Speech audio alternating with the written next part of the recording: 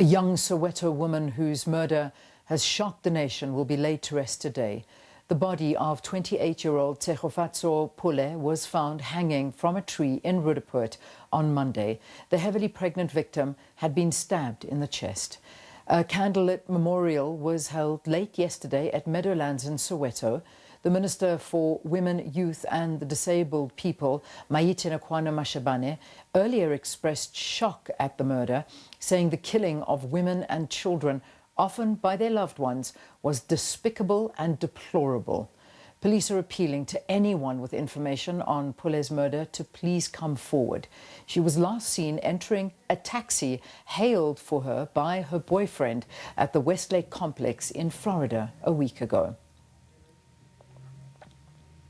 Now, we know that the funeral is set to take place at 10:30 this morning. It's in Meadowlands. That's where Thabiso Sithole is standing by. Let's get an update from him just to get an idea of how things are developing there. Thabiso, good morning to you.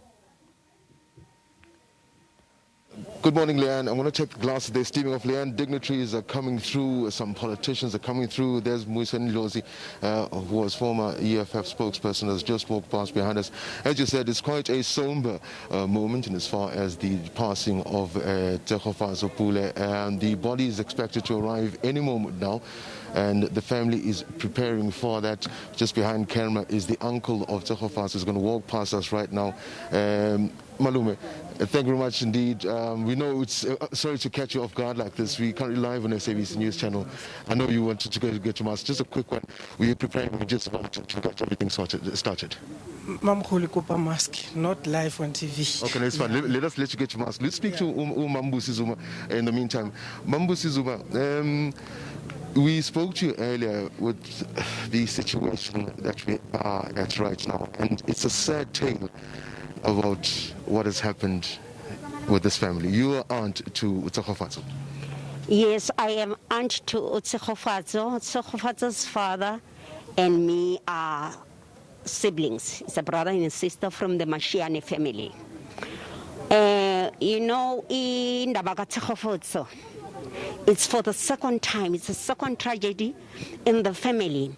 In 2015, January the 15th, my son, Wamgele Zuma Memela, the son to Sandile Memela, and my daughter-in-law were murdered, brutally murdered in Bryanston. And during the week, politicians came. They promised us that justice will be served because this is the high-profile case.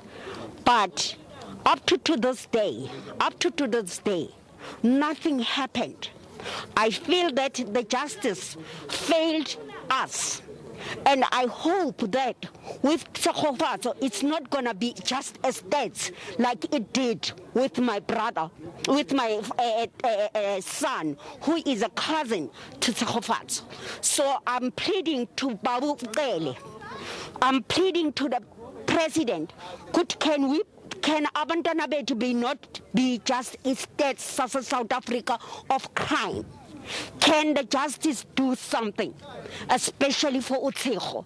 Then at least we'll say, yes, there is justice in South Africa. I am very angry.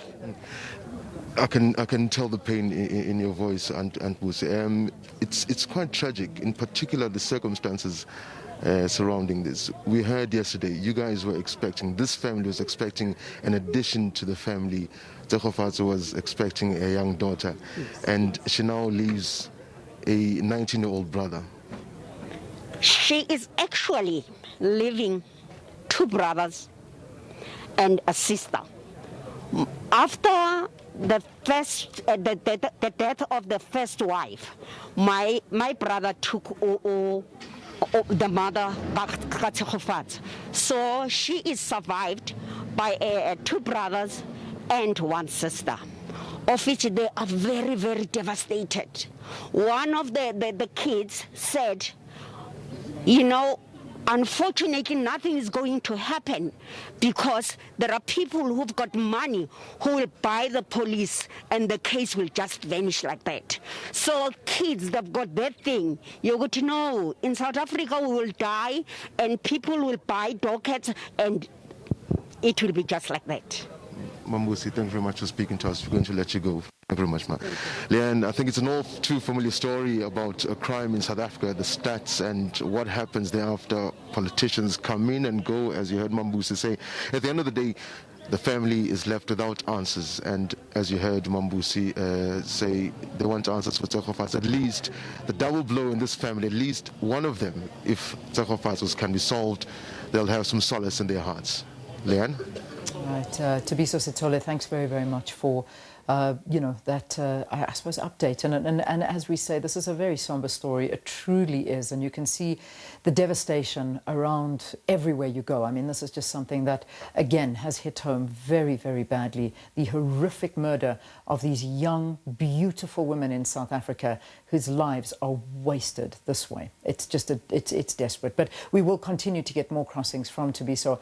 As you can see, he is there and saying that the body could be arriving any minute. So we'll certainly be keeping our eye on that and have that story on our radar for you this morning.